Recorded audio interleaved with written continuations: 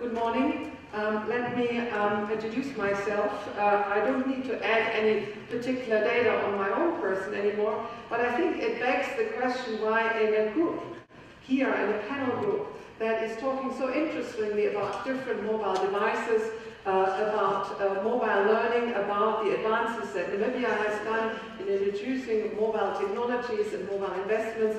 What is the World Bank doing here, speaking about mobility?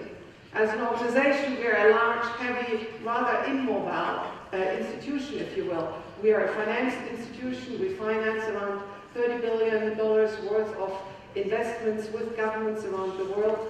Only about 1% of that goes into ICT directly, maybe 8 or 9% into education.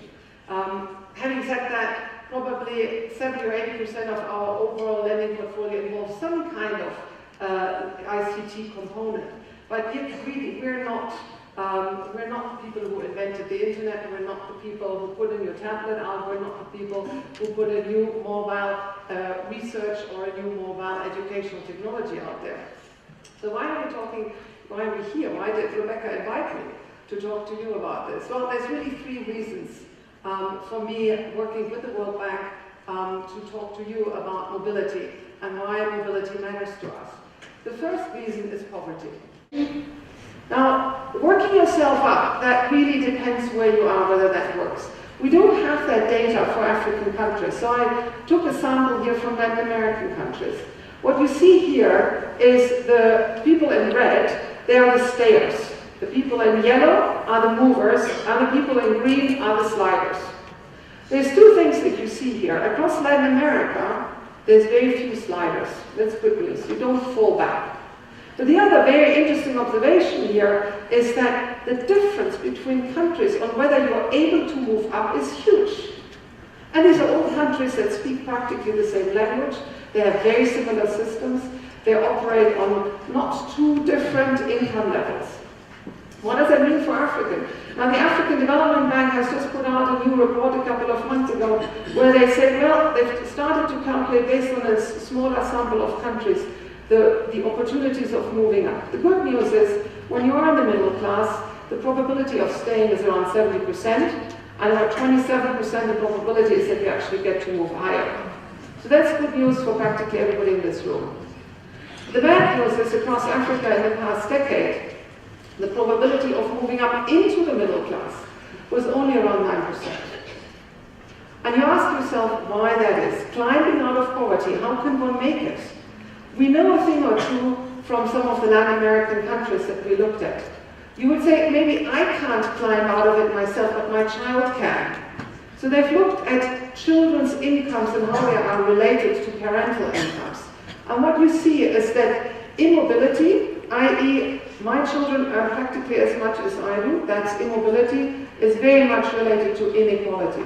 Countries that have structures, that have very set classes and very difficult, very high barriers for moving up, that's also the countries where the child can't move up. You would say schools make a difference. Yes, that is true. But parental background drives schooling performance. Parental background drives how many years you put your kid in school, and drives what school you put your kid in, and it drives what scores your kids make.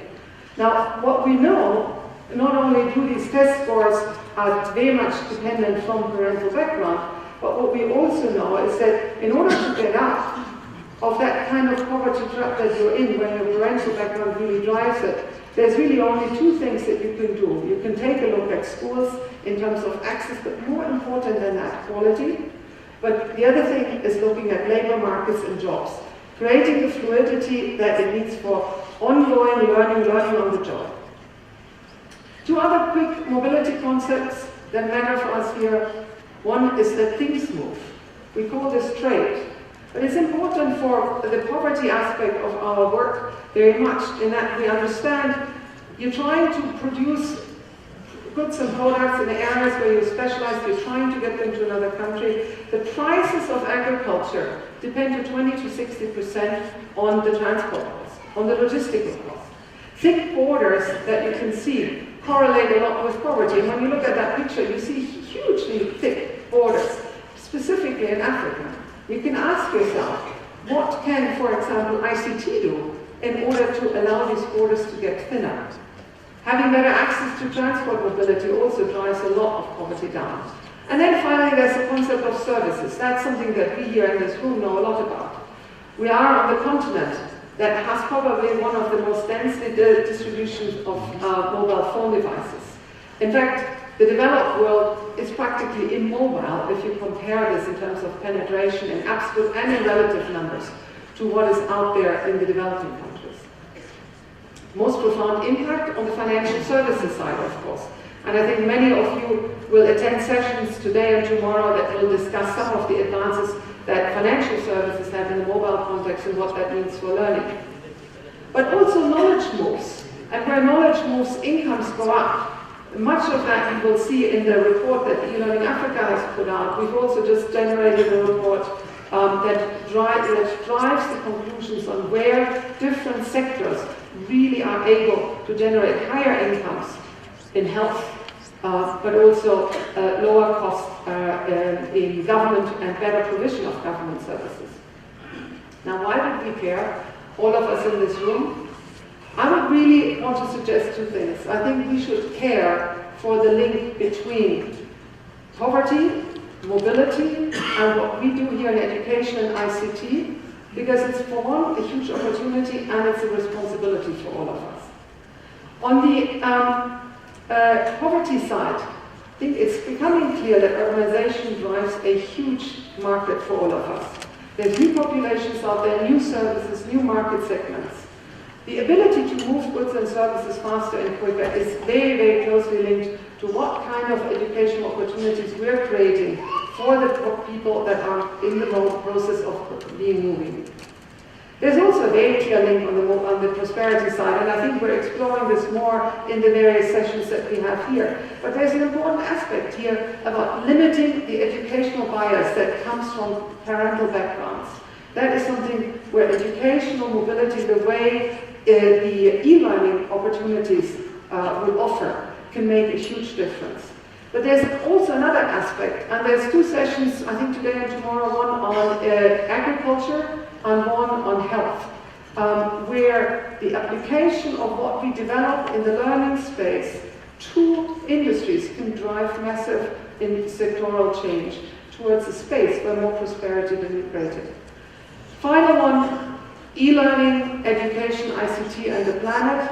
A lot of opportunities to contribute to better efficiencies, to more opportunities to actually move out of what we are currently in, which is a very unsustainable path of growth. The session tomorrow on agriculture, I think, also features aspects of traceability, things that we haven't really looked at in the past, particularly not in the educational markets for mobile devices, but where a lot of things can immediately transfer. Now, I don't want to conclude without just mentioning that there is a downside to mobility, that certainly where I'm sitting, we see a lot. Now, that downside of mobility has a number of aspects. One is the environmental aspect, very easy. Transport creates dirt. About half, or a little bit more than half, of the greenhouse gas emissions are often related to transport, depending on which country you're in. In this room, we really need to worry about e-waste and how are we recycling these very precious metals that are sitting in every single of our mobile devices. But there's also the more itinerant population that is coming with migration that is under danger. There are the social contacts that are going down when people are far away. The fact that some of the research that comes with mobile money, for example, has shown that people communicate much less with their families in the villages now that they can just click and send the money over. There's violence against women that has come up and increased dramatically in area countries where there's a lot of socio-economic mobility. All of this creating some destabilization of societies. And I'm very glad that while we're here, we get to explore what tradition can do to help balance innovation and to drive innovation in a way that we do not fall into that dark side of mobility. But I think what we know is, as a continent, Africa is on the move. It's not only on the mobile move for mobile phones, it is also on the move for the populations to move out of poverty and to move into prosperity. And I feel honored to be part of that. Thank you very much.